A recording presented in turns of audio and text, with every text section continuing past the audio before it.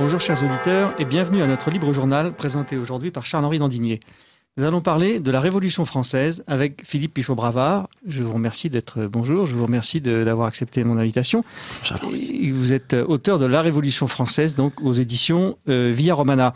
Donc vous êtes historien, vous enseignez l'histoire des institutions et l'histoire des idées politiques. Vous enseignez également l'histoire de l'Église, notamment au séminaire de l'Institut du Christ-Roi souverain prêtre. Vous avez consacré votre thèse de droit à la genèse de l'état de droit en France, une thèse intitulée « Conserver l'ordre constitutionnel, 16e, 19e siècle ». Cette thèse a été publiée aux éditions LGDG en 2011. Et vous avez également consacré une étude aux catholiques français au milieu du 19e siècle, publiée en 2008 chez Artege. Ça s'appelle « Le pape ou l'empereur, les catholiques et Napoléon III ». Alors, j'ai lu votre livre avec beaucoup d'attention et d'intérêt, mais quand je l'ai eu entre les mains, je me suis dit, encore un livre sur la Révolution française. Qu'est-ce qui vous a donné l'idée d'écrire ce livre ? Alors, la Révolution française est un sujet qui me passionne et sur lequel je lis, sur lequel je travaille depuis de très très très nombreuses années. Et mes lectures vont bien au-delà d'ailleurs de la bibliographie sommaire qui figure à la fin du livre et que j'aurais été incapable de restituer entièrement.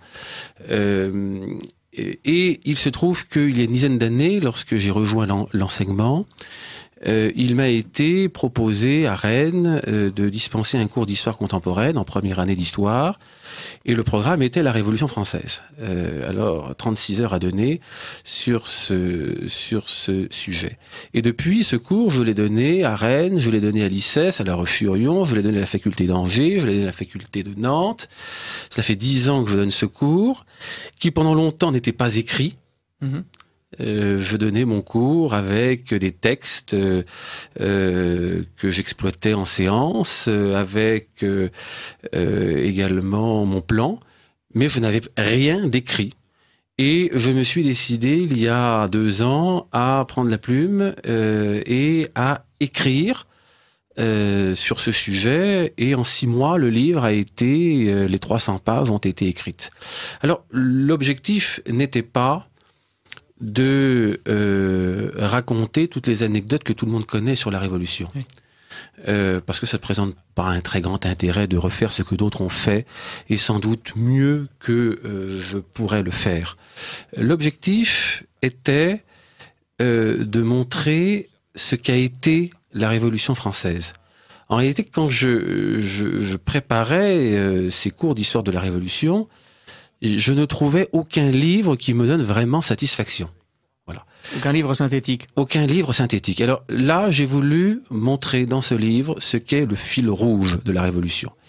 Et le fil rouge de la Révolution, c'est la notion de régénération.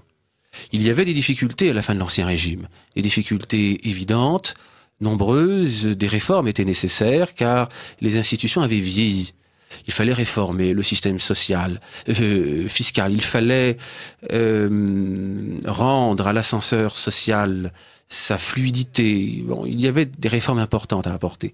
Et ces réformes étaient souhaitées par la population et elles étaient souhaitées par le roi lui-même.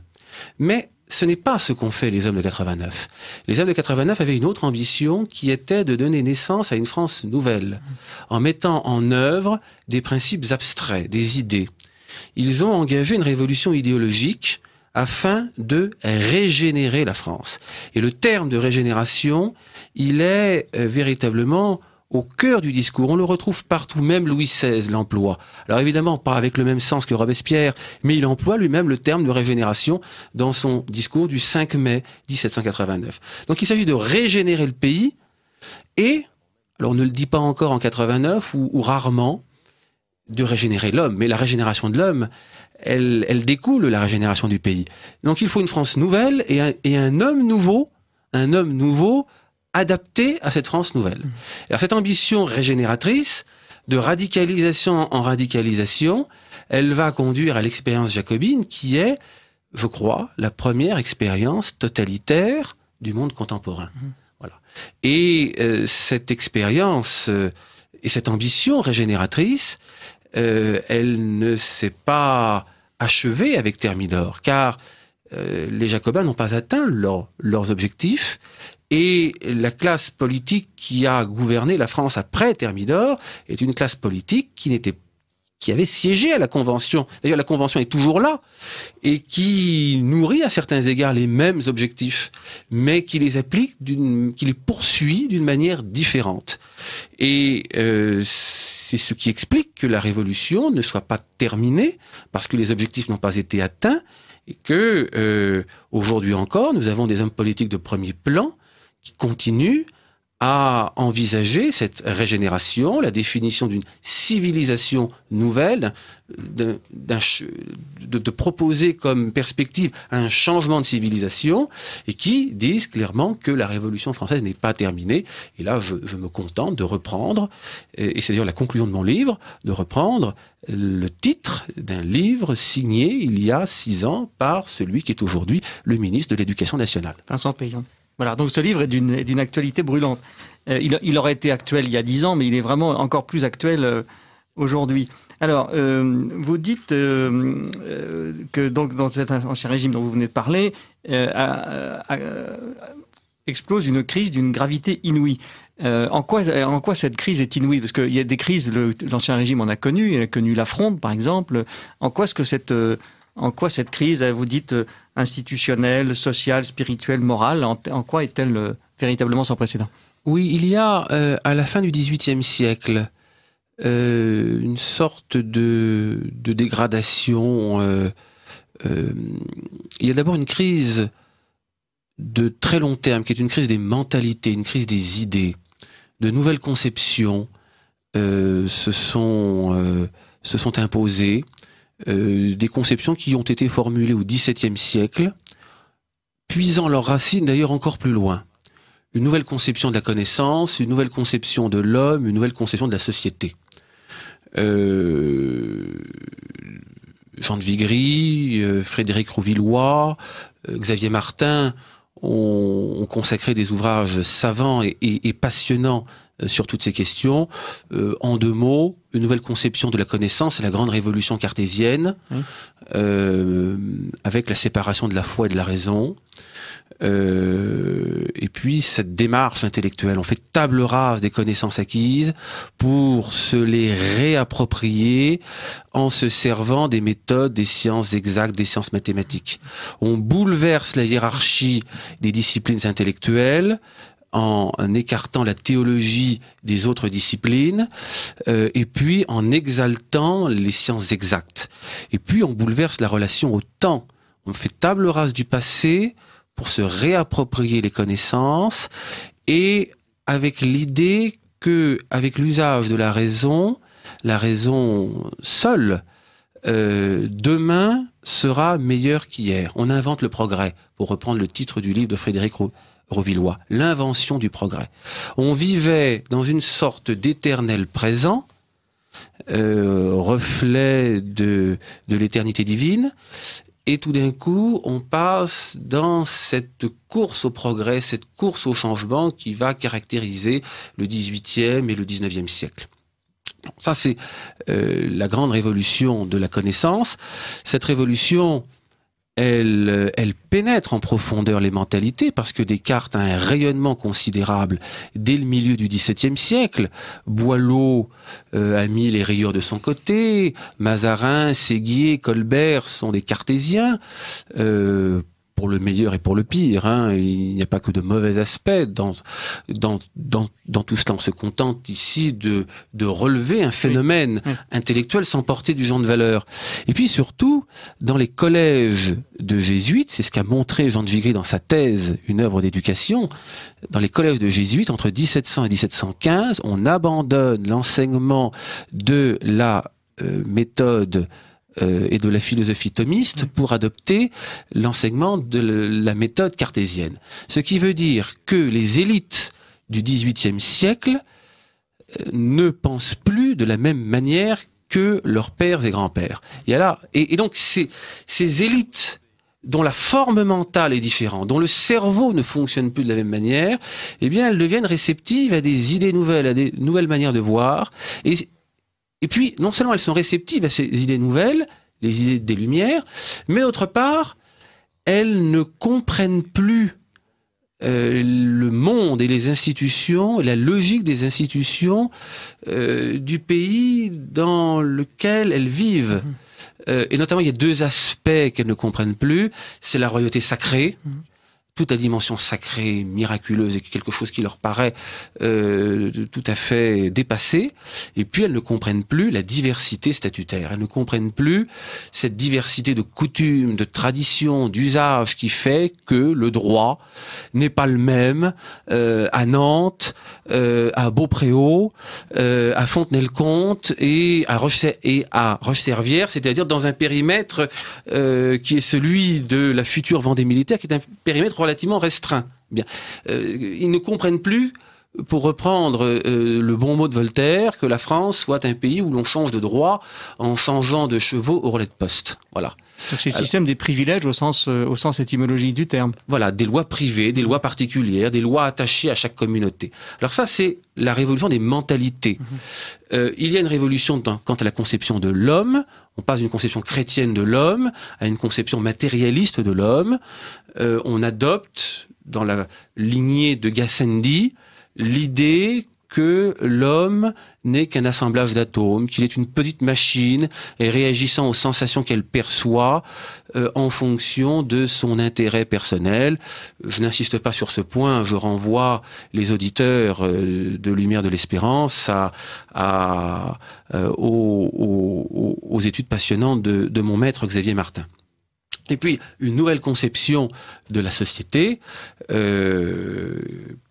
cette nouvelle conception puise dans la philosophie nominaliste. Elle est portée par Hobbes, par Locke et plus tard par Rousseau, c'est-à-dire l'idée que la société n'est pas naturelle à l'homme, que l'homme n'est pas un animal politique, comme l'enseignait Aristote et après lui saint Thomas d'Aquin, mais que l'homme est à l'origine, à l'état de nature, un individu isolé qui, par intérêt, on retrouve l'utilitarisme, pour améliorer son sort, on retrouve l'idée du progrès, s'associe avec ses semblables, conclut avec ses semblables un pacte social, donne naissance à la société, une société qui dès lors est artificielle, donne naissance à des institutions qui dès lors sont des institutions artificielles, que l'on peut donc modifier, remodeler à loisir, donne naissance à un droit qui est un droit artificiel et purement issu de la volonté humaine,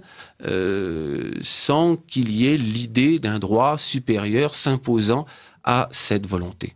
Alors celui qui pousse cette nouvelle conception de la société le plus loin, c'est Jean-Jacques Rousseau, qui a parfaitement conscience du caractère friable de cette société artificielle, de la société du contrat social.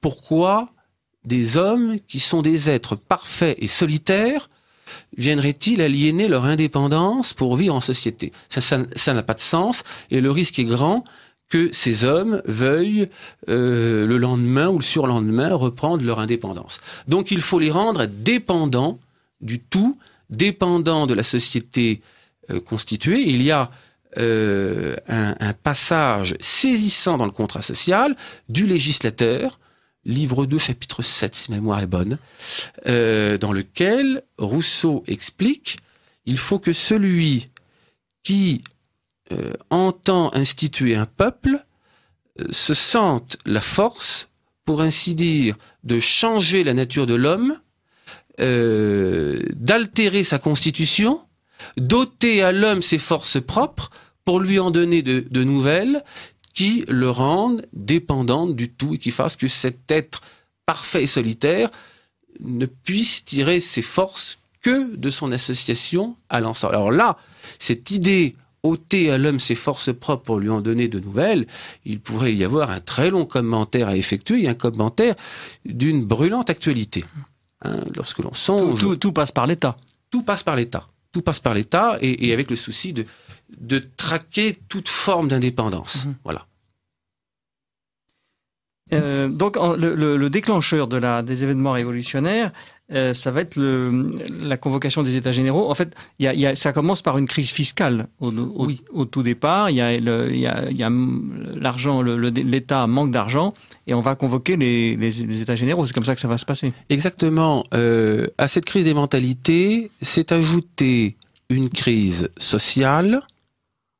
La société des ordres, qui est la réalité juridique, ne correspond plus et depuis longtemps à la réalité sociale, et qui plus est, l'ascenseur social, dans la deuxième moitié du XVIIIe siècle, s'est crispé, s'est grippé. Et donc, tous ceux qui aspirent à une position plus importante, et notamment au sein de la bourgeoisie, tous ceux qui aspirent à rejoindre le deuxième ordre, trépignent et sont mécontents d'une société qui ne leur offre pas les perspectives d'ascension sociale auxquelles ils rêvent. Bon, il y a une crise donc sociale et puis il y a une crise institutionnelle et fiscale. L'État est très endetté, non pas à cause des dépenses de la Cour qui n'y sont pas pour grand-chose.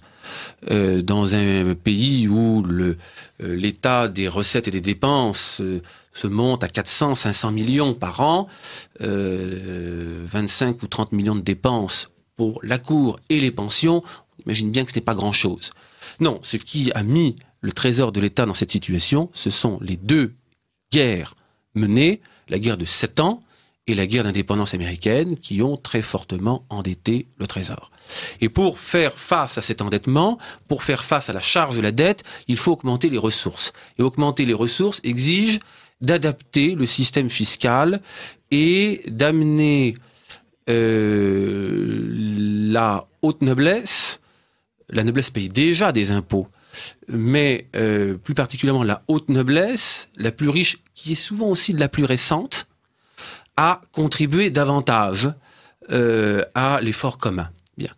Seulement, les institutions ont vieilli et les projets de réforme engagés tant par Louis XV que par Louis XVI se sont heurtés à de très fortes résistances, résistance des parlements et résistance des notables. Et à bout de ressources, Louis XVI, pour surmonter ces résistances et entreprendre les réformes nécessaires, a été conduit, un peu malgré lui, à bout de ressources. Il a été conduit d'abord à promettre une réunion d'États généraux à la fin de l'année 1787, et ensuite, le 6 août 1788, alors qu'on est dans un climat de fronde généralisée, il est amené à annoncer que ces États généraux se réuniront à Versailles le 1er mai 1789. Et là, Louis XVI, dans le contexte de crise des mentalités, de crise des idées, d'effervescence intellectuelle, met le doigt dans un engrenage extrêmement dangereux, un engrenage qu'il risque de ne pas maîtriser. Et donc, ces États généraux ne s'étaient pas réunis depuis plus d'un siècle. Les États généraux ne s'étaient pas réunis depuis 1614. C'est ça, voilà. Ils avaient été convoqués sous la Fronde, mais ils n'avaient pas été réunis. Donc on ne sait plus personne ne sait ce que sont les États généraux et comment ça fonctionne. Et chacun a sa petite idée là-dessus. Ou ne l'a pas.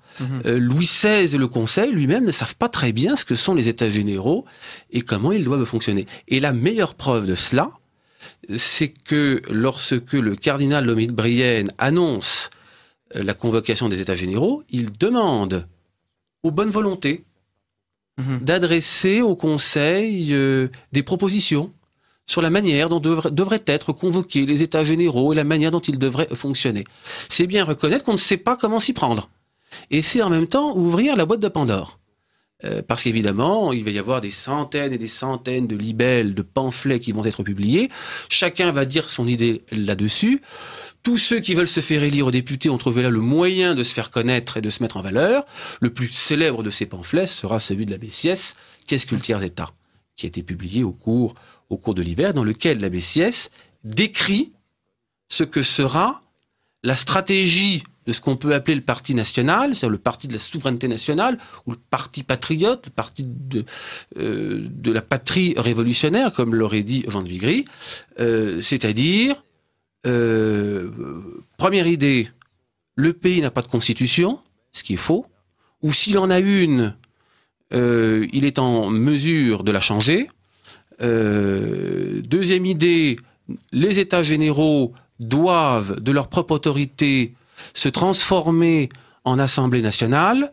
Et troisième idée, une fois transformé en Assemblée nationale, prendre en main la rédaction d'une constitution qui gravera dans le marbre les principes de la philosophie des Lumières, c'est-à-dire l'idée d'une séparation des pouvoirs, l'idée d'une garantie des droits de l'homme, c'est-à-dire aussi l'idée d'une rationalisation des institutions, et là on retrouve la perspective cartésienne, et puis, c'est-à-dire également l'idée d'une sécularisation des institutions, et là aussi on retrouve non pas la perspective cartésienne, mais l'usage qui a été fait de la philosophie cartésienne par certains de ses disciples anticléricaux. Et alors, il va y avoir donc, on va rédiger des cahiers de doléances un peu partout en France. Et alors, j'aurais voulu savoir si, à votre avis, les cahiers de doléances sont un bon baromètre de l'opinion de l'époque, dans la mesure où je crois qu'il y a on a vu qu'il y a des modèles qui avaient circulé, et puis il y avait certaines doléances qui étaient les mêmes d'un pays, d'une région à l'autre. Qu'est-ce que vous en pensez? Effectivement, les cahiers de doléances sont d'un maniement délicat. Normalement, les États généraux sont une expression du gouvernement par très grand conseil. C'est un conseil que le roi sollicite dans les circonstances difficiles. Bien. Et donc, les assemblées des trois ordres, dans les bailliages et les sénéchaussées, rédigent un cahier de doléances qui est la liste de tout ce qu'ils veulent voir réformer dans le royaume. Et ensuite, ils confient ces cahiers à 2 ou 4 députés qu'ils élisent pour les porter au roi. Des députés qui sont revêtus d'un mandat impératif. Oui. C'est-à-dire qu'ils sont liés par le contenu des cahiers et qui n'ont normalement en droit pas le droit de s'en éloigner. C'est l'exact contraire de notre système. Aujourd'hui, on vote pour des candidats qui ont une étiquette et un programme, et à l'arrivée, on ne sait pas si on a voté pour l'étiquette, pour le programme, pour le bonhomme, ou contre le bonhomme d'en face, ou contre le programme d'en face, ou pour tel aspect du programme, ou contre tel aspect du programme d'en face. À l'époque, le mandat est clair, le mandat il est contenu par les cahiers, et les députés ne sont que des porte-paroles. Voilà. Comme leur nom l'indique d'ailleurs, député. Exactement. Et la difficulté, c'est que ce qu'Augustin Cochin a appelé les sociétés de pensée, c'est-à-dire les cabinets de lecture, les lieux de convivialité, les académies de province, les loges maçonniques aussi. Toutes ces sociétés qui sont des vecteurs de transmission des principes des Lumières ont préparé avec soin les élections aux États généraux. Et ils ont fait circuler des modèles. Ce qui fait que l'on a des cahiers d'un endroit à l'autre très différents. On a, dans certaines petites paroisses rurales, des cahiers très terre-à-terre, très ruraux. Alors là, on sait bien que c'est bien eux qui ont tenu la plume et que personne ne les a influencés, parce que ça va pas beaucoup plus loin que le clocher voisin. Hein, il est question des colombiers, parce que les pigeons mangent le grain. Il est question de la route qu'il faudrait terminer. Il est question, vraiment des revendications très très terre-à-terre. Il y a des lieux où on a des revendications qui vont plus loin, qui voient plus large et qui manifestent une certaine indépendance, et qui sont les cahiers les plus intéressants. Et puis il y a des quantités de paroisses où on retrouve les mêmes cahiers correspondant à un modèle qui a circulé de lieu en lieu et qui a été reprise par un certain nombre de paroisses, avec des revendications qui sont parfois un peu surprenantes.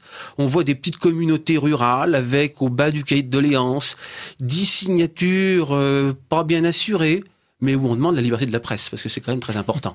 Et là, on vient que l'idée ne leur est pas venue toute seule, qu'on le leur a bien suggéré. Bon.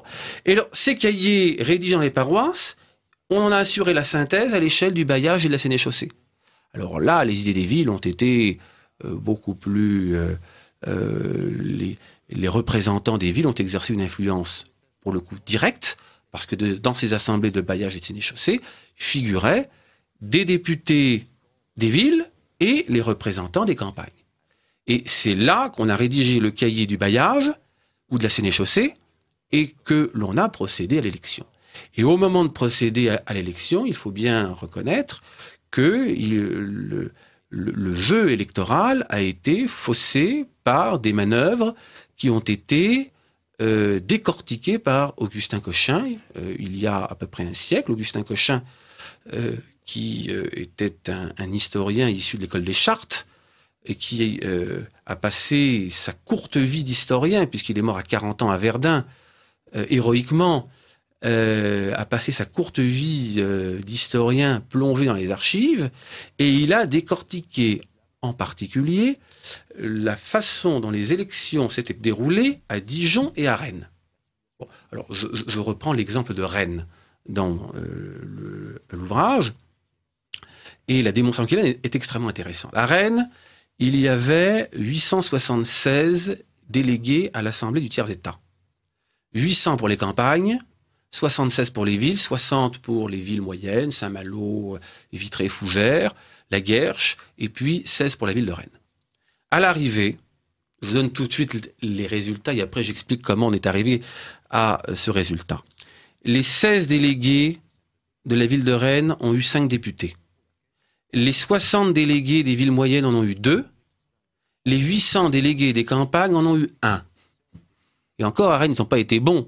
Parce que le laboureur qui a été élu, le bonhomme Gérard, qui a été une star, et pour cause, c'était le seul laboureur de France à s'être fait élire à Versailles. Bien. 16 égale 5, 60 égale 2, 800 égale 1. Comment en est-on arrivé là ? L'art de la représentation politique, l'art des élections, c'est ce que je crois les francs-maçons appellent l'art royal. C'est-à-dire la manière de canaliser, de choisir la règle qui permettra de canaliser l'expression du suffrage et d'arriver, quel que soit l'état de l'opinion, à un résultat qui est à peu près celui que l'on souhaite obtenir. Nous sommes, on y reviendra certainement tout à l'heure, non pas dans un système démocratique, mais dans un système représentatif. C'est très important. Ce n'est pas la même chose. Quelle différence êtes-vous entre les deux ? La différence, alors ouvrons ici une incise avant de revenir aux États généraux. Oui. La différence, elle a été exprimée le 7 septembre 89 à la tribune de l'Assemblée par l'abbé Sieyès. L'abbé Sieyès a expliqué « Nous avons le choix entre 2 régimes, le régime démocratique et le régime représentatif. Il va sans dire qu'ici, personne n'a l'intention de donner naissance à une démocratie. La démocratie, c'est le régime où les citoyens décident par eux-mêmes de la loi à laquelle ils vont obéir. Donc on réunit l'Assemblée générale des citoyens, comme à Athènes, à l'Ecclésia. Évidemment, personne n'a l'intention de donner naissance à une démocratie. D'abord parce qu'il y a 24 millions d'habitants, d'une part, et que de ces habitants n'ont ni le loisir ni l'instruction nécessaire pour s'occuper de la législation. Donc, on va donner naissance à un régime représentatif, c'est-à-dire un régime dans lequel les citoyens désignent des représentants qui vont siéger à l'Assemblée et, une fois à l'Assemblée, voter les lois auxquelles tout le monde obéira, mais les voter en leur âme et conscience, sans être tenus par quelque mandat que ce soit. Ils n'ont pas un mandat impératif, mais un mandat représentatif. Sur le moment, la démonstration a un but politique, c'est de torpiller le contenu des cahiers de doléances, de justifier tout ce qu'on a fait depuis le mois de juin, qui est parfaitement anticonstitutionnel, parfaitement illégal. Illégal parce que contraire à la Constitution du Royaume, illégal parce que contraire au contenu des cahiers de doléances. Quand vous dites ce qu'on a fait depuis le mois de juin, c'est-à-dire ? Le serment du jeu de paume, la déclaration, la transformation du tiers-État en Assemblée nationale, puis en Assemblée nationale constituante, la rédaction de la Déclaration des droits et le début du travail constitutionnel. Tout ça est parfaitement anticonstitutionnel, parfaitement illégal, parce que, d'une part, la Constitution ne donnait pas aux députés ce pouvoir, parce qu'aucune autorité ne leur a confié cette mission, et parce que le contenu des cahiers de doléances ne leur permettait pas de se livrer à ce travail-là. Donc, avec cette théorie du régime représentatif, on écarte le mandat représentatif des cahiers de doléances et les députés retrouvent les mains libres. Tout ce qu'ils ont fait se retrouve légitimé. La deuxième conséquence sur le long terme, c'est que les députés élus sont des représentants parfaitement libres et indépendants et qui échappent complètement à ceux qui les ont nommés pour le temps du mandat qui leur est confié. Ils agissent en leur âme et conscience. Et l'un des aspects de cette théorie, c'est que le pouvoir est exercé par une véritable oligarchie de représentants. Le système représentatif est un système oligarchique dans son essence et non pas démocratique. Et d'autre part, ce qui compte, c'est de trouver la règle de représentation qui permet de canaliser l'expression du suffrage et qui fait que on arrivera à avoir la représentation politique est à peu près conforme à ce qu'on attend, quelle que soit la volonté réelle des citoyens qui se sont exprimés lors du vote. Alors, ceci explique notamment que dans l'histoire politique française, c'est-à-dire depuis 2 siècles, en matière de mode de scrutin, notamment aux élections législatives, qui est l'élection centrale, ou du moins qu'il l'était jusqu'en 1962, on est tout essayé. Mmh. On a fait preuve d'une imagination débordante. On voit avec les réformes actuelles que cette imagination n'est pas tarie. Oui, c'est pas fini. Ça n'est pas fini, voilà. Vous écoutez Lumière de l'Espérance, radio du dimanche de Radio Courtoisie. C'est Charles-Henri Dandinier et je reçois aujourd'hui Philippe Pichot-Bravard pour son livre « La Révolution française » aux éditions Via Romana. Je vous rappelle que cette émission est préenregistrée et que donc vous ne pouvez pas poser de questions. Vous pouvez les envoyer, mais on ne pourra pas y répondre immédiatement. Ce que vous êtes en train de me dire, à travers tout ce que vous venez de déclarer, c'est qu'au fond, l'Ancien Régime était d'une certaine manière plus démocratique que le régime qu'on est en train de mettre en place en 89. Est-ce qu'on peut dire ça? Alors, à certains égards, oui, à cette nuance près que c'est peut-être la faiblesse des institutions d'Ancien Régime. Au cours du XVIIe siècle, on a le gouvernement royal, au nom du principe de la souveraineté, d'une mauvaise compréhension de ce principe de la souveraineté, a cessé de convoquer les institutions consultatives. Jusqu'au début du XVIIe siècle, il y avait cette respiration, ce dialogue entre le roi et ses différents conseils. Les États généraux qu'on convoquait une fois de temps en temps, de loin en loin, dans les moments difficiles, mais aussi les assemblées de notables, et puis surtout les assemblées provinciales, qui étaient d'un maniement moins malaisé, puisque concentrées sur une province. Or, à partir de 1614, on ne réunit plus les États généraux. La dernière assemblée de notables est réunie en 1626. Après, il faut attendre 1787. On convoque les États généraux sous la Fronde, mais on ne les réunit pas. Et puis, les assemblées provinciales s'éteignent, les États provinciaux s'éteignent dans la plupart des provinces à l'époque de Mazarin et de Colbert. Ils disparaissent de Normandie, d'Auvergne, elles avaient déjà disparu de Guyenne à la fin du règne d'Henri IV. On les voit disparaître un petit peu partout et elles ne demeurent qu'en Bretagne, dans le Languedoc, la Provence, la Bourgogne et les petits États des Pyrénées. Donc, et puis là où demeurent ces États provinciaux, eh bien on les met au pas.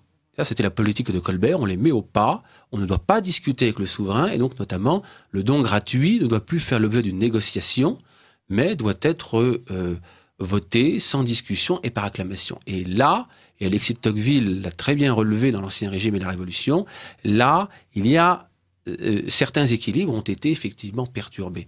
Et il est certain que si la monarchie absolue dans son principe, mais tempérée dans son exercice, avait conservé cette habitude de la consultation, le choc de 89 aurait été beaucoup moins violent que ce qu'il a été.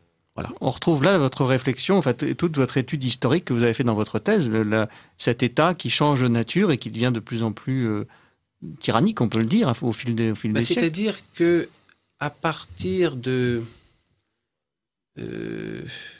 ça commence très tôt. au XVIe, XVIIe, à côté de la logique de la royauté traditionnelle, s'est développée une autre logique, qui est la logique de l'État. L'État, non pas l'État comme chose publique, Respublica. non pas la Respublica, mais l'État ferme domination sur les peuples avec puissance souveraine, pour reprendre l'expression de Botero, de Giovanni Botero, dans un ouvrage intitulé De la ragione del Stato, de la raison d'État, qui date de 1589.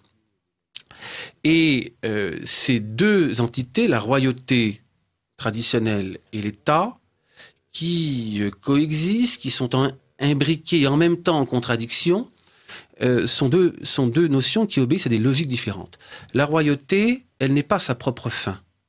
Elle est insérée dans la République chrétienne, elle est au service de la justice, d'une fin qui la dépasse, elle est naturellement respectueuse de la diversité statutaire, de l'existence des corps intermédiaires. Et cette royauté, elle est statique, concentrée sur ses prérogatives régaliennes, dont elle a d'ailleurs pendant longtemps partagé l'exercice. Chaque baron est souverain en sa seigneurie, en sa baronnie, et le roi est souverain par-dessus tous. Et chaque baron est souverain, donc il y a une sorte de partage, mais le roi est le garant du bien commun et il est souverain au-dessus. Il est davantage souverain que les autres. Bien. Pour reprendre l'expression de Philippe de Beaumanoir à la fin du XIIIe. Et puis de l'autre, il y a la logique de l'État, qui est sa propre fin. La fin de l'État, ferme domination sur les peuples, c'est la conservation de l'État. Un État qui, pour assurer sa conservation, estime qu'il doit pouvoir, dans les circonstances difficiles, s'affranchir des règles ordinaires au nom de la raison d'État. Un État, donc, qui est prêt à sacrifier la justice à sa propre conservation, sacrifier la justice à la paix et à l'ordre. Il y a là d'ailleurs un basculement très intéressant. Les médiévaux étaient des gens très exigeants, beaucoup plus exigeants que nous. Ils n'avaient pas l'échine très souple. Ils estimaient qu'il ne peut pas y avoir de paix sans justice. Et puis on passe, avec cet État ferme domination sur les peuples avec puissance souveraine, dans une logique où l'on estime que la paix c'est le plus important et qu'il faut savoir sacrifier la justice à la paix et qu'il vaut mieux une injustice qu'un désordre qui pourrait limiter la conservation et l'expansion de l'État. Louis XIV l'écrit dans les Mémoires pour servir à l'éducation du dauphin. Il dit il vaut mieux un désordre, il vaut mieux une injustice qu'un désordre. Et là, on voit que les mentalités ont changé parce qu'un siècle avant, on aurait écrit une injustice conduit toujours au désordre. Et la paix qui naît d'une injustice est forcément une fausse paix, une mauvaise paix, une paix fragile, une paix boiteuse. Ça n'est pas la vraie paix. La vraie paix, elle s'appuie sur la justice. Bien.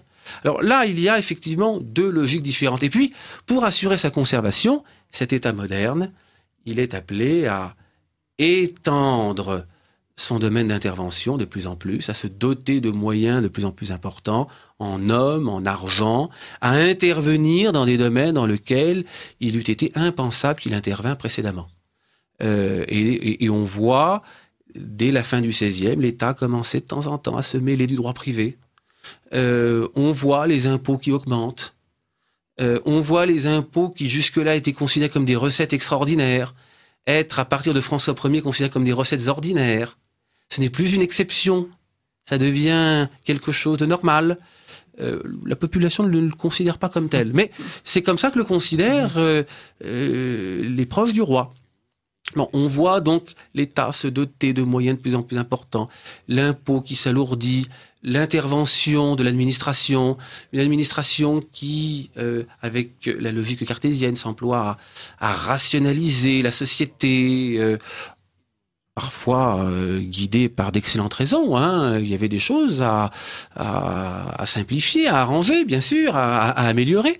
Et on voit une toute autre logique, et cette logique étatiste qui s'impose au XVIIe siècle, elle a fragilisé certains équilibres, elle a fait perdre à la royauté sa cohérence, et notamment cette logique étatiste, elle a contribué fortement à comprimer les libertés des corps intermédiaires, à mettre fin à cette consultation régulière des corps intermédiaires qui n'était qu'une simple consultation, mais qui participait à la respiration des institutions.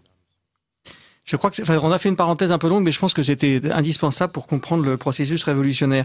Donc revenons à notre constituante, qui est donc l'Assemblée.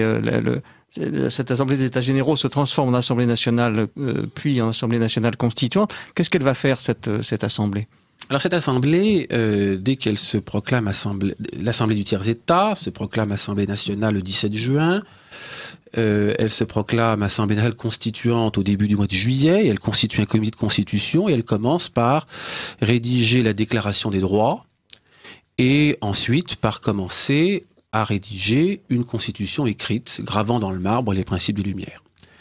Alors la Déclaration des droits de l'homme, Xavier Martin l'a bien montré, c'est un texte qui a suscité de très nombreux débats, qui a laissé perplexe de nombreux députés et qui est resté inachevé.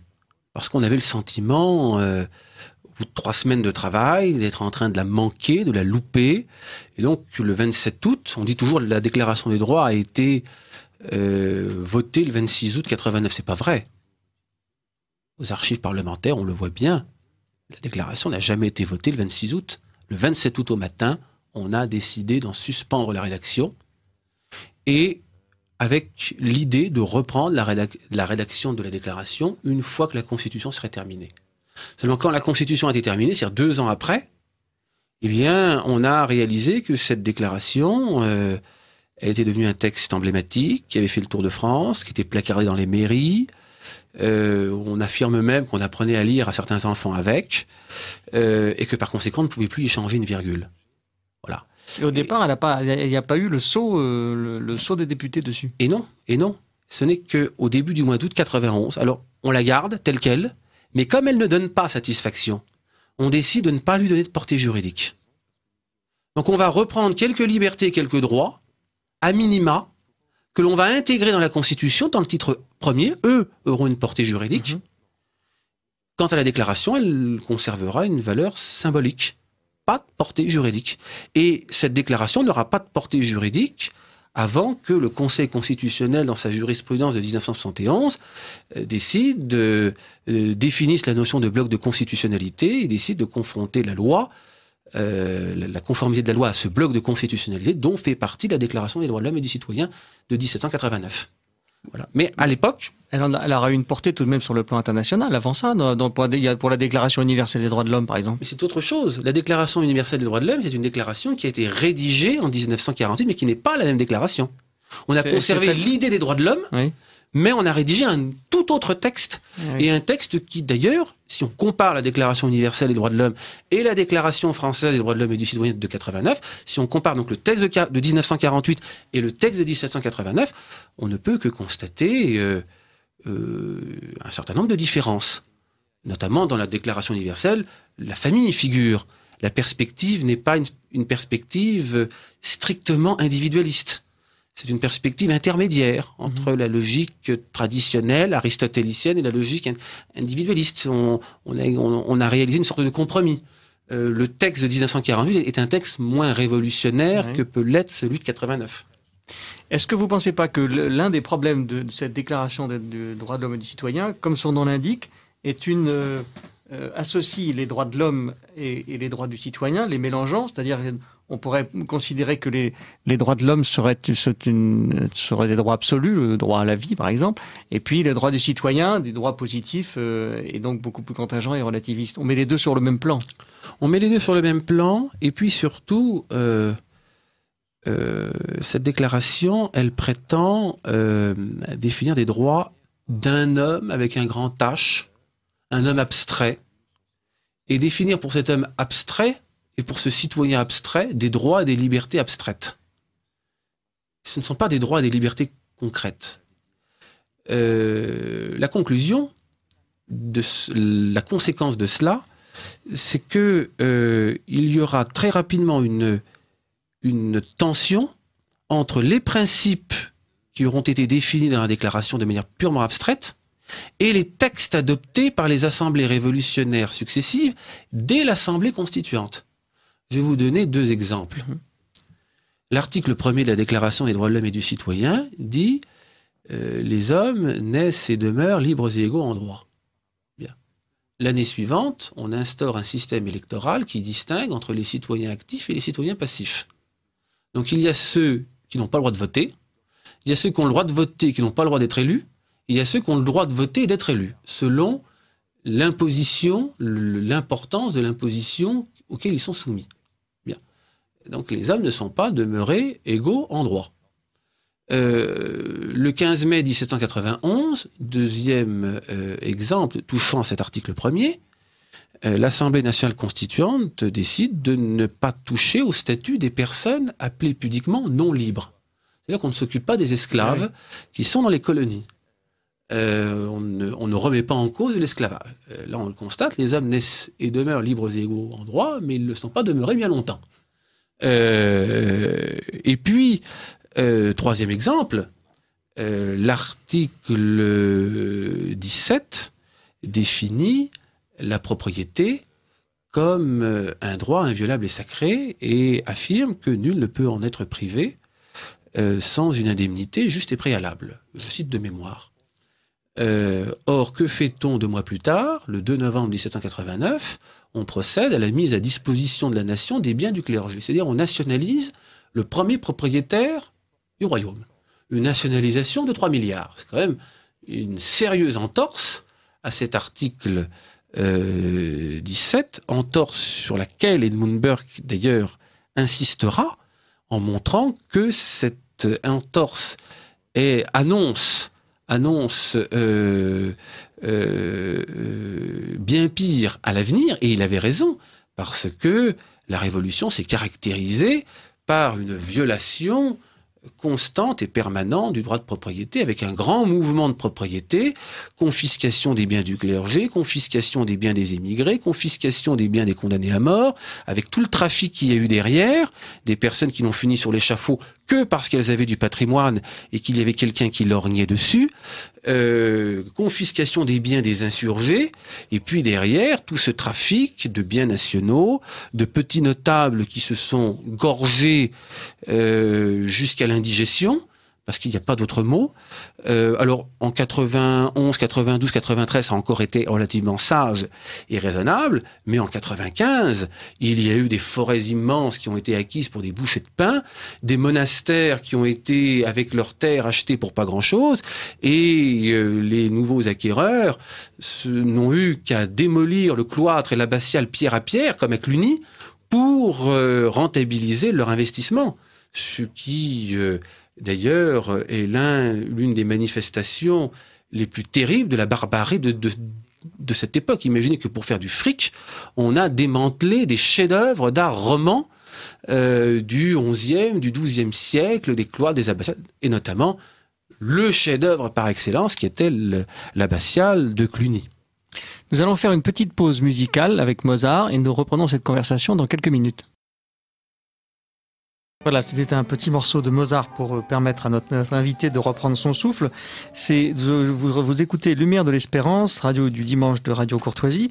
C'est Charles-Henri Dandinier. Je reçois Philippe Pichot-Bravard, auteur d'un livre passionnant qui s'appelle La Révolution française aux éditions Via Romana, qui paraît ces jours-ci. Alors, parmi les éléments que vous remarquez, il y a notamment le sens des mots qui est subverti à partir de 1789. Est-ce que vous pouvez nous en dire quelques... Oui, l'un des traits marquants du discours révolutionnaire, c'est la manipulation du langage. Les mots ne sont pas employés par les orateurs avec le sens que leur donne le dictionnaire et le sens que leur donnent ceux qui les écoutent. Et donc, tous les mots importants sont des mots piégés, qui servent ou à mobiliser ou à stigmatiser. Le mot peuple, le mot liberté, le mot patrie, le mot fanatisme. Le philosophe Laharpe, qui a été voltairien en son temps, a consacré à cette question un ouvrage sur le fanatisme qu'il a publié en 1797 à sa sortie de prison, puisqu'il avait été emprisonné sous la terreur comme tout le monde. Et ce passage en prison lui a permis un retour sur lui-même et lui a permis de comprendre de quelle manière le langage était de la sorte détourné. Alors, prenons le mot peuple. Quand on parle du peuple, le commun des mortels, les auditeurs de Radio Courtoisie qui nous écoutent imaginent que le peuple, c'est l'ensemble de la population. Que le peuple, c'est eux. Et le peuple, c'est eux. Eh bien, quand dans la bouche des orateurs de la Révolution, le peuple, ce n'est pas les 29 millions d'habitants que compte la France du temps de Louis XVI. Le peuple, c'est la fraction de la population qui adhère à la Révolution. Les autres, ce n'est pas le peuple, ce sont des ennemis du peuple. Petite nuance. Le peuple est nécessairement vertueux, le peuple est nécessairement révolutionnaire. En 93, le peuple est nécessairement républicain, il est nécessairement pur. Ceux qui ne sont pas purs ne font pas partie du peuple. Ce sont ceux que l'on doit régénérer pour les aider à devenir vertueux, ou régénérer même quand on n'a aucun espoir de les rendre vertueux, en les éliminant physiquement. Voilà. Et on arrive d'ailleurs à cet excès que relève Lucien Jaume dans son livre sur le discours jacobin, dans la nuit du 9 au 10 Thermidor, à l'hôtel de ville, les derniers partisans de Robespierre qui sont dressés contre la Convention, Couthon, Saint-Just, Lebas et leurs amis, en viennent à dire partout où nous sommes, le peuple est. Ils sont 110, ils sont 120, mais ils sont le peuple, à eux seuls. Parce qu'ils sont les derniers purs. Les autres ne sont plus des purs. Voilà. Alors, c'est vrai pour le mot peuple, c'est vrai pour le mot patrie. Je n'insiste pas sur la patrie. Je renvoie à la lecture des 2 patries de Jean de Vigry, qui, sur cette question, a dit beaucoup de choses passionnantes. C'est vrai pour le mot, les mots qui servent à stigmatiser. Le fanatisme, quand on parle de fanatisme, on a l'impression d'avoir affaire à des excités, à des extrémistes, à des ultra-radicaux, à des têtes brûlées. Non, dans le discours révolutionnaire, le fanatique, c'est celui qui croit à la transcendance, qui croit à la vie éternelle, celui qui a un scapulaire sur lui ou un chapelet, celui qui a de la religion une conception sacrée, une conception même simplement transcendantale. Voilà. Celui-là est un fanatique. Et donc, en ce qui concerne le roi, alors il est au moment où les choses commencent à s'emballer, en juin, juillet, août 89, quelle est son attitude? Alors le roi Louis XVI, il est confronté à une situation tout à fait nouvelle. Il est le premier à affronter ce phénomène qui est une révolution idéologique. Ses prédécesseurs ont connu des frondes. Oui. Ils ont connu des crises auxquelles ils ont fait face. Une fronde, c'est un exercice que l'on connaît, on envoie quelques meneurs à la Bastille et ça se calme. Bon. Là, ce n'est pas une fronde ordinaire, c'est une révolution idéologique. C'est-à-dire une révolution qui a d'abord eu lieu dans les esprits, qui est une révolution d'abord culturelle avant d'avoir été politique. Louis XVI a tenté de remettre de l'ordre dans Paris en juillet 89. Paris était en proie à une effervescence terrible et cette effervescence interdisait aux assemblées de délibérer calmement. Bien. Et cette effervescence participait à l'excitation des députés. Donc il fallait remettre de l'ordre dans Paris pour permettre, notamment à l'Assemblée du tiers-État, de délibérer sereinement. Il a donc fait converger 50 000 hommes de troupes. Quand on dit que Louis XVI a été inerte, non, il n'a pas toujours été inerte.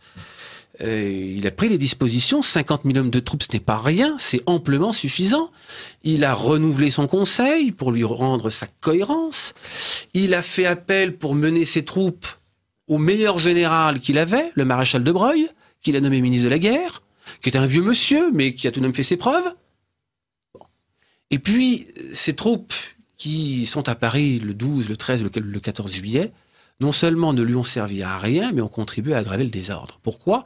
Parce que ces soldats et ces sous-officiers sont gagnés aux idées révolutionnaires. Que les soldats n'obéissent plus, que les sous-officiers n'obéissent plus, et que certains officiers n'obéissent plus non plus.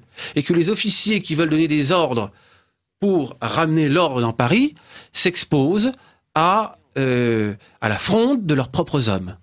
Et lorsque Louis XVI renvoie les troupes le 15 juillet, il ne fait rien d'autre que prendre conscience de la gravité du problème. Ces troupes ne lui servent à rien. On a reproché à Louis XVI, et Madame Élisabeth, sa sœur, était la première à lui faire ce reproche, de dire blanc le lundi et noir le mercredi avant de terminer par dire gris le vendredi. Et ce reproche, on peut le lui faire en certaines circonstances. Mais là, il ne pouvait pas faire autrement. Les troupes ne lui servaient à rien. L'armée était devenue révolutionnaire. Donc Louis XVI comprend qu'il n'a pas affaire à une fronde ordinaire, qu'il a affaire à une révolution d'une gravité nouvelle, dont il ne maîtrise pas tellement les tenants et les aboutissants, un phénomène qu'il essaye de comprendre et face auquel sa marge de manœuvre est étroite. Il va comprendre au fur et à mesure du temps la nature de la révolution. Petit à petit, en 89 et 91. En 91, on a des lettres de lui qui montrent qu'il a parfaitement compris. On a des lettres de lui, notamment au prince de Condé et au duc de Polignac, qui datent de l'été 91, et dans lesquelles il dit vous m'invitez à la sévérité, à la dureté, à la répression, mais on ne lutte pas contre des idées avec des fusils. La population française attend son bonheur des droits de l'homme et de la Constitution, aussi insensé soit-il. Ce n'est pas avec une armée qu'on arrivera à déraciner cette idée. Et lorsque cette armée sera repartie, eh bien l'idée sera toujours là. Ils conserveront cette idée comme le plus puissant moyen de bonheur et on continuera à les agiter avec cette idée. Il a parfaitement compris que le mal est beaucoup plus profond et qu'une réponse simplement répressive, autoritaire est tout à fait inadaptée. Il ne s'agit pas d'éliminer quelques meneurs qui... non, c'est beaucoup plus grave. Alors, la marge de manœuvre de Louis XVI a été extrêmement étroite. Napoléon Bonaparte, pour lequel, et c'est le moins qu'on puisse dire, je n'ai pas une grande estime, n'en est pas moins, par-delà tous ses défauts, un très grand stratège et un homme qui avait un sens politique. Et dans l'île de Sainte-Hélène, il avait été interrogé par son entourage sur les événements de 89. Et on lui demande si Louis XVI aurait pu vaincre la Révolution. Et il répond qu'à son avis, c'eût été extrêmement difficile. Selon lui, Louis XVI n'avait que 2 cartes à jouer. La première au tout début, mais, dit-il, ça impliquait une politique machiavélique, c'est-à-dire, en fait, de sacrifier à la population les personnalités qui étaient très impopulaires, abandonner peut-être son propre frère, le comte d'Artois, les Polignac à la vengeance populaire, et puis prendre la tête du mouvement révolutionnaire. Mais Napoléon le dit, ce n'eût été que prendre la tête du mouvement, et non pas empêcher la révolution. Évidemment, cette politique machiavélique, il n'était pas dans l'esprit de Louis XVI de la mener. Bien. Et l'autre carte à jouer, carte à jouer, dit-il, c'était au moment du 10 août.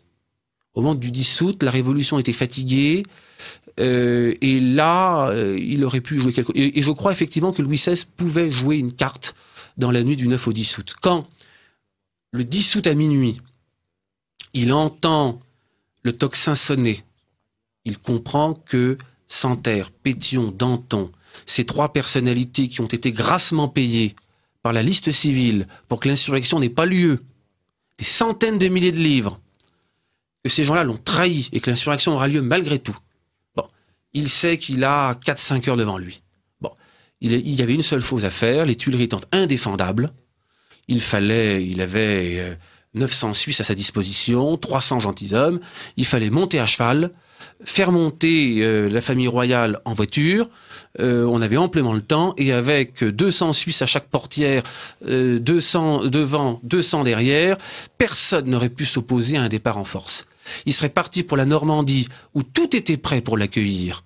Ses conseillers, Montmorin, Bertrand de Molleville, Laporte avait tout préparé à Rouen, qui était considérée comme une ville fidèle. À Rouen, il arrivait avec son escorte, il lançait un appel au pays, tout l'Ouest aurait flambé avec le marquis de la Rouërie, et là, il avait sans doute une carte à jouer. Mais à ce moment-là, Louis XVI n'est plus dans l'action. Il a renoncé. On a une lettre de lui du 3 août où il dit à son confesseur en pleine nuit: venez me rejoindre, j'ai fait mon deuil des affaires d'ici-bas, je suis désormais tout à fait tourné vers le ciel. Louis XVI a déjà fait le sacrifice de sa vie, il a déjà fait le sacrifice de son trône, il se prépare au sacrifice ultime qui sera celui du 21 janvier. Il sait le sort qui lui est réservé. Alors, il a signé la constitution civile du clergé, comme vous le rappelez dans votre ouvrage. Pourtant, le pape lui avait rappelé qu'elle était contraire tout à fait au droit canon et à l'idée chrétienne qu'on peut se faire du clergé. Pourquoi a-t-il signé cette constitution ? Alors, il a cédé à des influences, notamment au sein du haut clergé. Le haut clergé, les évêques qui siègent au sein du conseil, Monseigneur Champion de Cissé, Monseigneur de Boisgelin, Monseigneur Lefranc de Pompignan, ont dans l'idée qu'il faut baptiser la constitution civile du clergé. Mais dire qu'il faut baptiser la constitution civile du clergé, c'est bien reconnaître qu'elle n'est pas catholique. Et donc, pour éviter un affrontement direct, pour éviter une crise politique, ces évêques conseillent au roi de courber l'échine et de signer malgré tout. Le pape a adressé une lettre au roi le 9 juillet 90. Cette lettre lui a été communiquée le 23 ou le 24 juillet. Oui, vous dites que c'est un délai un peu long. Le délai est un peu long. 15 jours pour aller de Rome à Paris, c'est un petit peu long.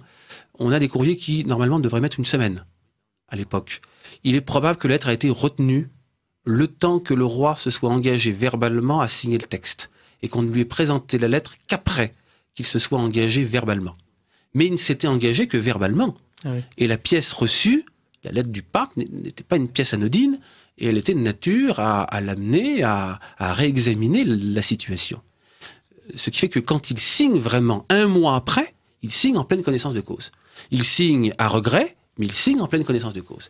Et ce qui est intéressant, c'est que l'on suit au fil des mois le changement d'attitude de Louis XVI, qui signe le texte en juillet-août à regret, mais qui signe le décret sur le serment des prêtres en décembre à contre-cœur. La signature est venue encore plus difficilement. Qui, au printemps 91, constatant les premières persécutions contre les prêtres, publie des protestations contre ces persécutions, notamment en mai 91, qui, à Pâques 91, décide de faire ses Pâques des mains d'un prêtre insermenté, et puis, sous l'influence de Madame Élisabeth, Louis XVI opère un retour sur lui-même, devient de plus en plus fervent, et à partir de l'automne 91, il met son veto systématiquement à toutes les décisions prises par l'Assemblée législative qui se traduisent par une persécution du clergé insermenté. Et à partir de ce moment-là, Louis XVI ne recule plus d'un pouce sur cette question. Sa conscience est engagée.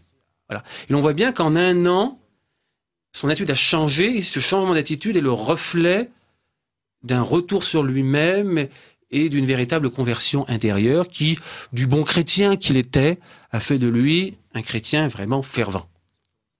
Vous parlez de en 92, il écrit donc son testament. Est-ce que c'est ce qu'on appelle son testament, mais est-ce que c'est véritablement un testament ? Alors son testament, c'est le texte spirituel. Le testament spirituel qu'il rédige le jour de Noël 1792, au moment où ses avocats préparent leur plaidoirie, qu'ils vont prononcer le lendemain. C'est donc à la fin du procès, et Louis XVI est convaincu que la Convention va le condamner à mort. Il ne se fait aucune illusion. Et donc il se prépare à la mort.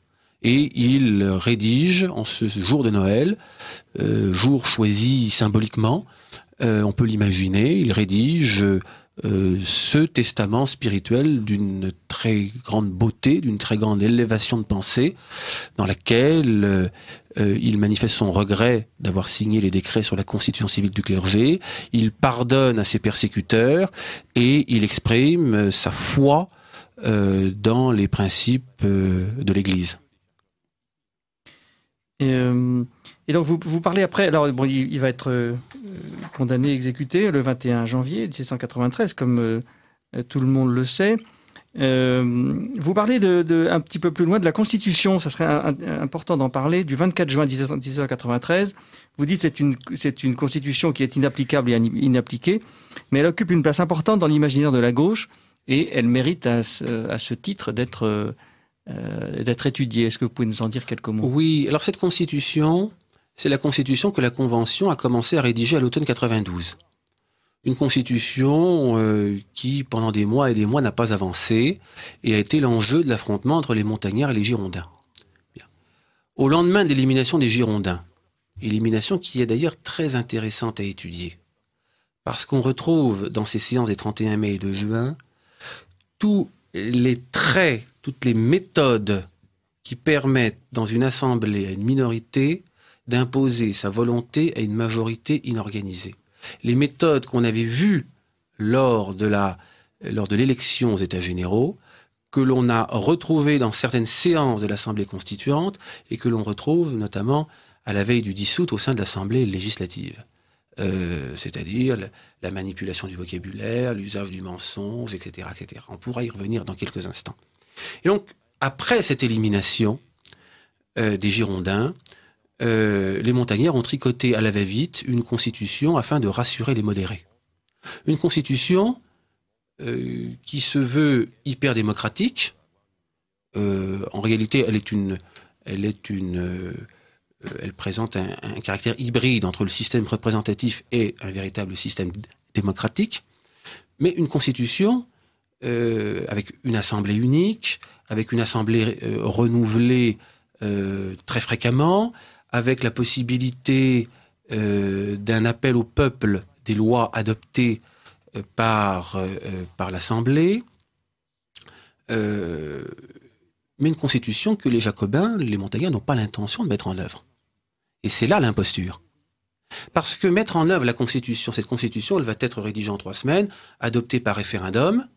Donc normalement, la Convention doit se séparer et la constitution doit être mise en œuvre. Seulement, si l'Assemblée se sépare, il va falloir organiser des élections. Et les Jacobins savent bien qu'ils ne sont pas majoritaires dans le pays. Ils le savent très bien. Et ils n'ont pas fait tout ce qu'ils ont fait pour, au bout de 2 mois, abandonner le pouvoir. Si les élections ont lieu, les Vergniaud, les Brissot, qu'ils ont eu un mal fou à éliminer, qui sont en prison, vont être réélus dans leur département, c'est sûr. Donc on va les voir revenir. Et puis on va peut-être même voir revenir un certain nombre de royalistes. Et les Jacobins vont se retrouver en minorité. En petite minorité, ils seront réélus à Paris, dans certains départements, mais ils seront une minorité. Donc ils vont de nouveau perdre le pouvoir. Donc ils n'ont pas fait tout ça pour perdre le pouvoir. Donc il va falloir imaginer une procédure pour éviter de perdre le pouvoir. Alors comment fait-on? Eh bien, en août-septembre, on voit affluer des départements, de toutes les villes, des pétitions, des villes, des sociétés populaires, de tous les correspondants du club des Jacobins. Et c'est là qu'on voit à l'œuvre le fonctionnement des sociétés de pensée. Les consignes partent de Paris et les pétitions remontent à Paris. Et c'est une véritable manipulation de l'opinion. Des 4 coins de la République arrivent des pétitions qui demandent que la montagne reste à son poste et notre triomphe est assuré. Que la Convention ne se sépare pas. Voilà. Et que l'on mette, certains vont jusqu'à dire que l'on mette la terreur à l'ordre du jour. Bon, voilà. Donc, ces pétitions sont là pour créer l'illusion d'un mouvement d'opinion. Le peuple réclame que la montagne reste à son poste. Il y a une imposture considérable. Parce qu'évidemment, le peuple d'Angers demande que la montagne reste à son poste. Mais le peuple d'Angers, c'est la société populaire. La société populaire, c'est les quelques Jacobins qui sont réunis là. Combien sont-ils? Oh, dans une ville comme Anjou, il y a 30 000 habitants, ils sont peut-être 30 ou 40.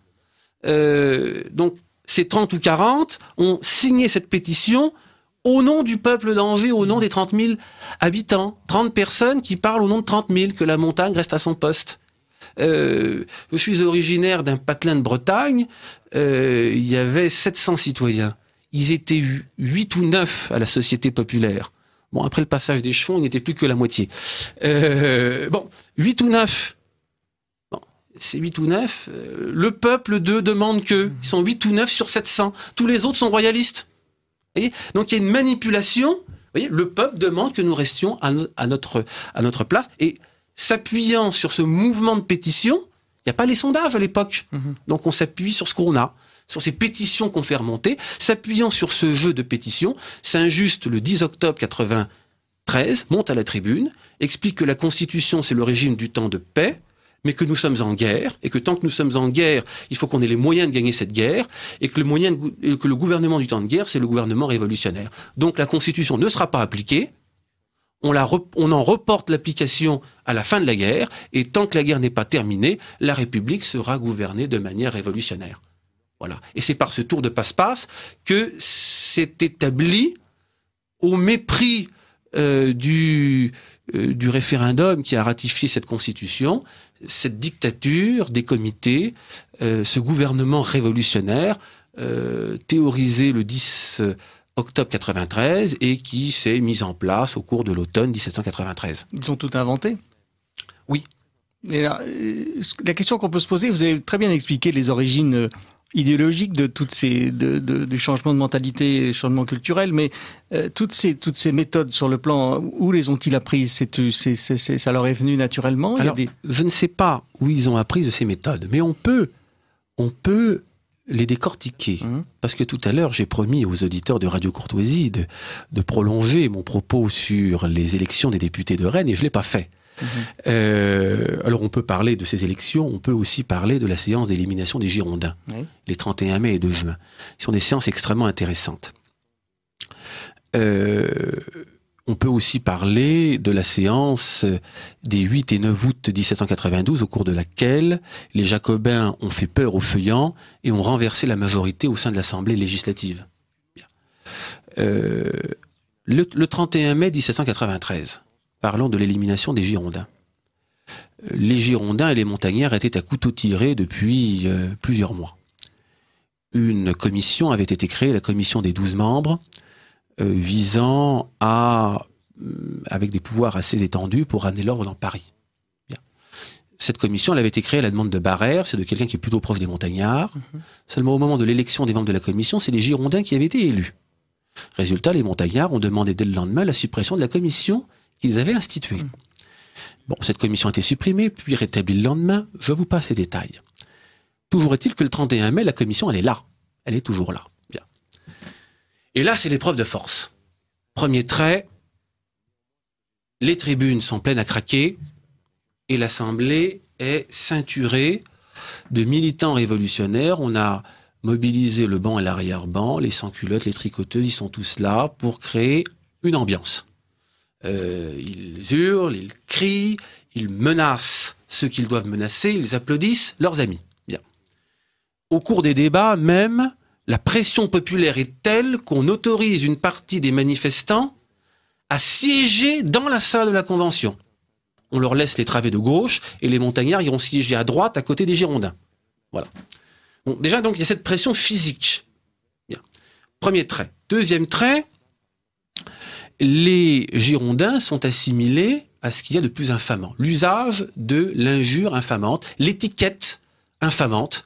Vous êtes des aristocrates, vous êtes des contre-révolutionnaires, vous êtes des conspirateurs, vous êtes des royalistes.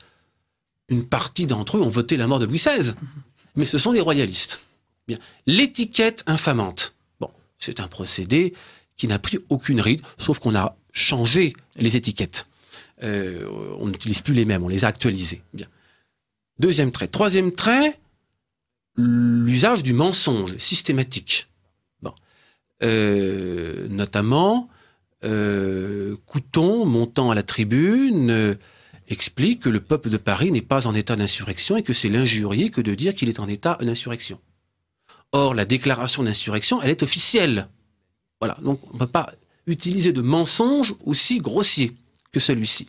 De même, on accuse les Girondins de conspirer. La seule conspiration qui existe d'ailleurs, c'est celle des montagnards pour éliminer les Girondins. On prête aux autres ses propres méfaits selon un procédé grossier, mais qui marche toujours. Bien. Autre procédé. Quatrième procédé, l'obstruction systématique. Les Girondins ne peuvent pas se faire entendre. Dès qu'ils montent à la tribune, 2 mots, 3 mots, ils sont interrompus. Les débats sont très hachés. En revanche, il ne faut pas que les Girondins interrompent les montagnards. S'ils le font, la menace vient tout de suite. Bien. Donc, l'obstruction systématique, le débat est impossible. Cinquième trait, la progressivité du débat. On commence par parler de la commission des 12, de sa suppression. Et à un moment donné, le débat évolue. On ne parle plus de la suppression de la commission, on parle de la mise en accusation des membres de la commission, considérant que la suppression de la commission est devenue quelque chose d'acquis. Est acquis. Il n'y a pas eu de vote, mais c'est acquis. On est passé à autre chose. Vous n'êtes plus là pour défendre la commission, mais pour vous défendre parce que vous êtes mis en accusation. Voilà. Cette progressivité du débat qui est extrêmement intéressante et qui est l'un des procédés d'intimidation des modérés que l'on retrouvera dans les assemblées révolutionnaires. Alors ça, c'est le 5e trait. Achevons sur ce point en relevant que le 2 juin, la commission a été supprimée, mais les Girondins n'ont toujours pas été éliminés. Et là, l'Assemblée va être proprement encerclée. C'est le coup de force. Et les forces de l'ordre vont se joindre aux manifestants. Les canons de la garde nationale sont braqués contre la Convention. Voilà. Et on ne vous laissera sortir que lorsque vous nous aurez livré les députés qu'on vous réclame. Voilà. Là, c'est la petite cerise sur le gâteau. Voilà. Alors, les Girondins étaient évidemment incapables de faire face à une telle offensive. Parce que ce sont des modérés. Ils sont mentalement prisonniers du système qui est en train de les détruire. Ce sont des révolutionnaires. Oui, ce sont des républicains. Ils ont contribué à la révolution. Piège, oui. Ils ont participé au mouvement de la révolution jusqu'à une date récente. Beaucoup ont voté la mort de Louis XVI, contrairement à ce qu'on raconte. Et là, tout d'un coup, ils cherchent à freiner. Ils sont devenus à leur tour des modérés, et parce qu'ils sont des modérés, ils sont appelés à être broyés à leur tour. Et ça, ils ne l'ont pas compris. La seule stratégie aurait été une stratégie de rupture. Mais cette stratégie de rupture, ils ne peuvent pas la concevoir. Ils sont pris dans ce système qu'ils ont contribué à asseoir. Voilà. Il nous reste quelques minutes. J'aurais aimé que vous parliez de Saint-Just, parce que vous citez dans votre livre un passage d'un livre de Saint-Just qui est proprement ahurissant et là encore traite d'une grande actualité. Alors, le projet des Jacobins est de régénérer l'homme, oui. Faire naître un homme nouveau, un républicain vertueux. Et pour faire naître cet homme nouveau, ce républicain vertueux, eh bien, il y a des moyens. Il y a le calendrier révolutionnaire, il y a la religion civile, il y a l'instruction. On change tous les cadres sociaux. L'idée, puisque l'homme est une petite machine qui réagit aux sensations qu'il perçoit, c'est de manipuler les sensations pour changer l'homme. Alors les fêtes, le calendrier, l'instruction. Marie-Joseph Chénier, le 5 novembre 1993, monte à la tribune pour dire que le but de l'instruction, c'est de former des républicains. Voilà. On est en pleine actualité. Oui, le projet que décrit Chénier, le projet que décrit Robespierre quand il parle de la religion de l'être suprême, le 7 mai 1994, c'est ce dont parle aujourd'hui Vincent Peillon. Bien sûr. Faire naître un homme nouveau, un citoyen vertueux, républicain, détaché de ses attaches traditionnelles, arraché à sa famille, parce que l'enfant n'appartient pas à sa famille, disent-ils, mais il appartient à la République dès avant sa naissance. Voilà. Alors Saint-Just a apporté sa contribution à cette réflexion dans un ouvrage qui est récité dans l'histoire sous le titre « Fragments sur les institutions républicaines » et dans lequel il décrit une république idéale, et cette république idéale est une république totalitaire, dans lequel tout le monde vit sous le regard de tout le monde, dans lequel les moindres aspects, l'éducation des enfants, l'amitié, l'usage de la propriété, sont régis par la collectivité et placés sous le contrôle de la collectivité. Mais quand on change d'amis, il faut en déclarer. Voilà, c'est ça. Il faut déclarer ses amis. Il faut déclarer quand on est brouillé. Il faut déclarer la brouille avec l'un de ses amis. Tout est placé sous le contrôle collectif. Voilà. Alors là, on a évidemment la description d'un projet proprement totalitaire. Et ce projet, on en retrouve des traces dans tel ou tel projet de loi, dans tel ou tel discours des acteurs jacobins au cours de l'hiver 93-94. Et Lénine reprendra tout ça, enfin reconnaîtra ces gens comme ses maîtres.